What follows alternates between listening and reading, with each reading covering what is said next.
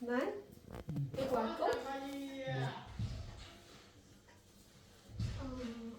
બસ ઉપડે છે હરિદ્વાર જવાની હું ને મમ્મી જઈએ ત્યારે બસ આ સન્ડે ગંગામાં નાહવા જઈએ ગંગામાં તમે પાપ ધોવા જ જવાના ને. નાવાનો મતલબ તો એ જ થયો ને.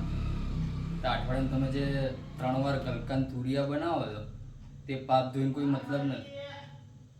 મને તો અમુક વાર એવું લાગે કે ગલકાન તુરિયાની તો ફ્રેન્ચાઇઝીઓ લીધી અને પાપ ધોવા ત્યાં જવું છે.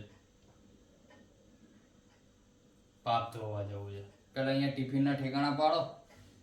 દૂધીન ગવાન ને ગલકાન તુરિયા ને મને તો કારેલાની તો બ્રાન્ડ એમ્બેસેડર છે તું. કારેલાની તો છાની માની રસોઈ કર. તો એટલે અમે ના જઈએ ના પાપ ધોવા જવું છે અહીંયા ગમે એટલું કરો કોઈ પાપ ના ધોવાય. પેલા ટિફિનો હરખા કરો. ગલકાન તુરિયા બનાવીને ગંગામાં જવું છે. મારું તો બસ ચાલે ને તો આ બધું ગલકાન તુરિયા જે વેચે છે ને એ બધા નાર્કોટિક્સમાં નાખી દઉં. કોઈ જામીન જ નહીં. એવું તો કઈ હોતું હશે બધું જ થાય સીધા નાર્કોટિક્સમાં. ગલકાન તુરિયા વેચાવા જ ના જોઈએ. જ્યાં જુઓ ત્યાં અઠવાડિયામાં ગલકાન તુરિયાન ગવાન ને દૂધીન કારેલાની તો બ્રાન્ડ એમ્બેસેડર થઈ ગઈ છે. ફ્રેન્ચાઇઝી લીધી છે ગલકાન તુરિયાની તે વિટામિન એમાં જ મળે વિટામિન વાળી. ઉપર નથી જવાનું ક્યાંય. પાપ અહીંયા જ ધોવાના કોઈ જરૂર નથી.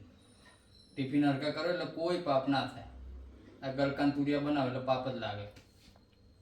જાઓ.